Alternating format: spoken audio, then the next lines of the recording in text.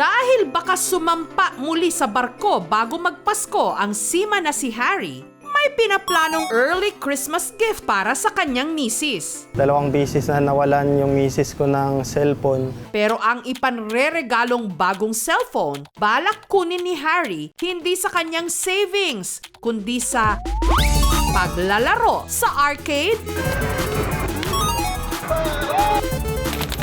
Ang linggo 5 araw lang. Minsan inaabot ng 5 to 6 hours sa paglalaro. Simula opening, minsan naman hanggang closing. Minsan po diretso Monday to Sunday po. Ang ticket na kakailanganin ni Harry para makuha ang bagong cellphone, 800,000 tickets. Ma-jackpotan kaya niya ito?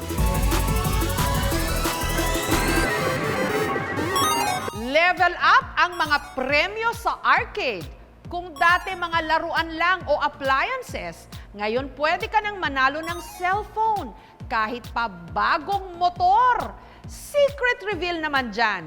Tuwing umuuwi ng Pinas si Harry, ang kanyang libangan, pag-arcade. Parang naging daily routine ko na din. Nasasayahan po ako doon sa nakukuha ko pong bundle-bundle na ticket at marami nakukuhang token. Pagkahatid nga raw niya sa kanyang misis sa trabaho nito, diretso na siya sa kanyang hideout. Ang paborito niyang laruin, ang tinatawag na Pop-A-Ball, kung saan para manalo ng tickets, kailangan makabuo ng vertical line ang mahuhulog na bola. Go, jackpot! Kailangan marunong kang tumiming.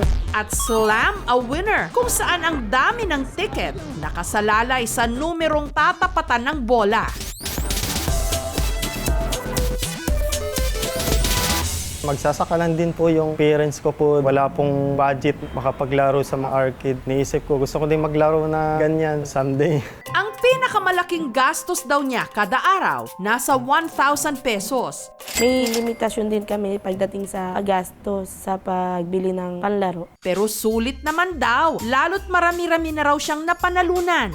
Katunayan, ang 3 plancha, 2 set ng blender, skateboard, pressure washer, electric stove, kahit pa ang kanilang kubyertos, katas lang daw ng kanyang pag-arcade. Wala pa po kami anak. Sahod po ni Mrs. tsaka sahod ko naiipon lang po sa pagpapatayo po ng bahay tsaka mga savings po namin. Pero dahil kalimitang napapasarap sa paglalaro, si Harry madalas daw winawarla ng kanyang misis. Hindi ko na nasusundo yung misis ko sa work. Kakalimutan na din kumain man ng halian. Minsan sumasakit yung tiyan. Ako na yung susundo sa kanya para umuwi.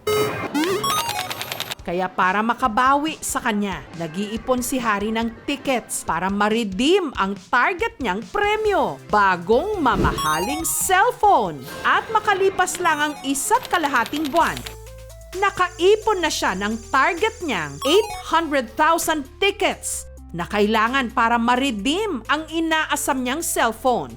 Hindi po ako makapaniwala. Sobrang excited po ako. Kaya lang si Mrs. Naisip ko po na wag na lang cellphone kasi may ginagamit pa naman ako. Ang bago na lang nilang punteriya, brand new na motor, kung saan ang kailangan naman nilang pag-ipunan, 1.4 million tickets. Konti na lang naman yung kulang na bubunuin.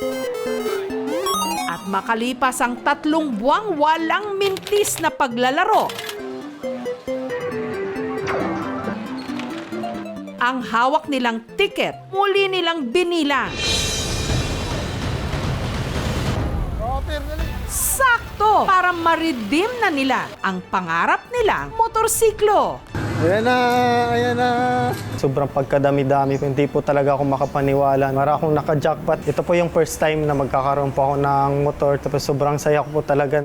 Kung susumahin, umabot sa 40,000 pesos ang naging puhunan ng mag-asawa sa paglalaro sa arcade. At ang presyo naman ng napanalunan nilang motorsiklo nasa mahigit 100,000 pesos. Sulit! Umabot naman po sa mga 200,000 na po siguro yung nakuha po naming prizes. Ihamak po na mas malaki po yung nakuha naming prizes kaysa doon po sa nagastos namin. Kaya hindi po kami logi. strategy kasi nga kung meron silang target na item na gustong kunin, mapapadalas yung paglalaro nila sa amin. Kung hobbies lang siya, hindi naman siya masama kasi lahat naman tayo is looking for sense of relaxation, enjoyment. As long as hindi siya nakaka-istorbo sa family life, career, other things na important for us, okay lang siya. Pero again, everything in moderation. Simula nung na-redeem na namin yung motor, sinabihan na din ako ni Mrs. na tumigil ka na sa paglalaro dyan sa arcade, baka malulong ka. Hindi lang dapat laban ng laban, dapat din madiskarte. Thank you so much mga kapuso. Kung nagustuhan niyo po ang videong ito, subscribe na sa GMA Public Affairs YouTube channel. Don't forget to hit the bell button for our latest updates.